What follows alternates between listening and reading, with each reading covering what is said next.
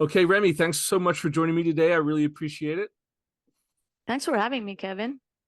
I know that you are crazy busy with not only ISTE on the horizon, but InfoComm first. That's a pretty jam-packed June for you. Absolutely. June is a busy month for us, but we're extremely excited. Both shows bring us different types of opportunities. One is very integrated focus, as you know, InfoComm, and it's across our product line, hardware and software. And then, of course, EC, we get to meet with end users and really laser focus on K through 12 in specific. Yeah. Talk a little bit about what it's like for you guys to be back in person. I know we had conversations virtually during the pandemic and webinars and various things. And, all the conversations were great, but we also meet up in person at these events. What is it like being back, and what have you folks learned about the importance of in-person events? I think it's honestly, when the pandemic happened and at the beginning when we were coming back, I wasn't sure if how many people would have the appetite for in-person meetings or in-person trade shows. But if anything, in the last year or so, I've noticed not only trade shows, like our headquarters has been open to customers and for them to come and see different types of technology that Epson offers. And from sort of strategic alliances to really having in-depth discussions and showing and not just telling. To me, it's super exciting to be back to sort of this hybrid world where we can still, you know, be ramped up on a lot of digital tools during the pandemic, but we also get the opportunity to basically meet our customers and create a bond that sustains and will last basically and expands beyond sort of roadmaps. Yeah. Yeah. And I know it, for me too, I mean, just kind of having these sort of conversations, while it's easier to get people online, you really can't Mhm. get that same sort of experience unless you're kind of in the same space, right? Absolutely. Like I said, our headquarters has been open now for about a year for customers. We've had a lot of advisory meetings, people from different parts of our value chain, not all Epson friendlies, but really people who are interested about learning what's available. And I find sort of the understanding the challenges, what are the pain points that our constituents have, how can we work together to solve it, to, in particular for education. It's been priceless, and you can only do that when you devote time to it with customers in a place. And InfoComm and ISTE will also provide that, provide us with that opportunity. Yeah.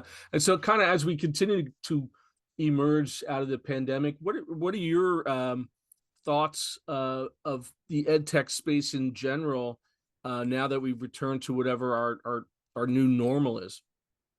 Um, this is this is my humble opinion, but as I sort of zoom out of what we went through during the pandemic, there was a moment in time where everyone had to pause and really reflect on, do we have everything that we need, or have we been going so fast that we may have lost sight of certain details, right?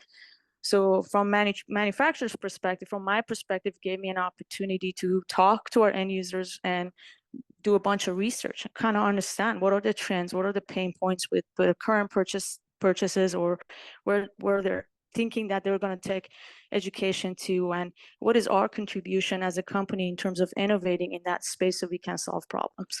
Yeah. I think for a lot of end users, it's been, as you know, infrastructure. We also learn like there's been a huge impact on social emotional learning for students. And so I feel like now everyone is starting sort of with a new vision, and putting the past behind us because it wasn't a pleasant time.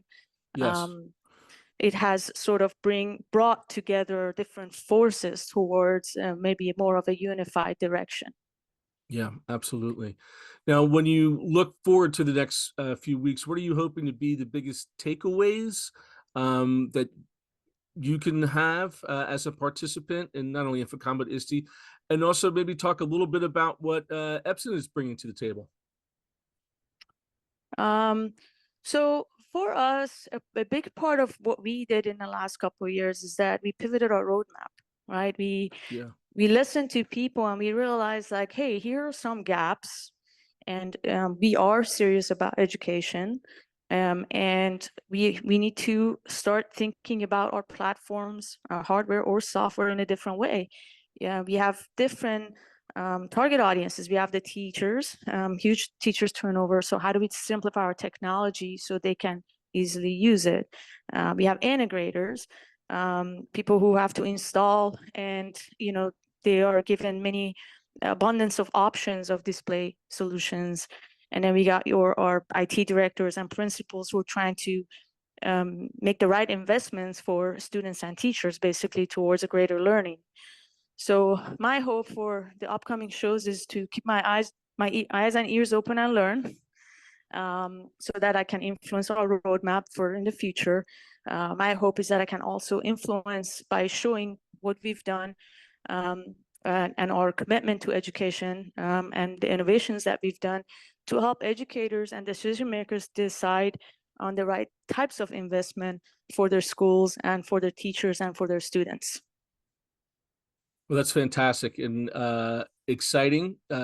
As always, a great conversation, Remi. You make me enthused about going to these shows. I remember before the pandemic, sometimes I would start to used to drag a little bit and think, oh man, just it's going to be a long week. I can't wait to get back onto the show floor and to see what's out there and to see you. And I hope that we can catch up there between the aisles.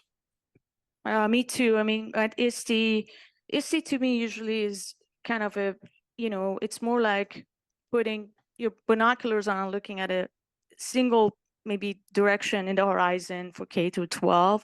Infocom is a bit more broad. But even at ISTE, like the way in which we've influenced our product roadmap in terms of, again, ease of installation, ease of reading, ease of connection with one-to-one devices, wireless connectivity, all the, ease of use and application, and then incremental applications outside of the classroom, right? Yeah. Yep. Multi-display spaces. How can different displays and solutions coexist, and to make life easier? So I'm certainly excited to talk about that and show it, but I'm also really excited to get feedback. And I hope to see you there. Very good, Remi. Thanks again. I really appreciate it.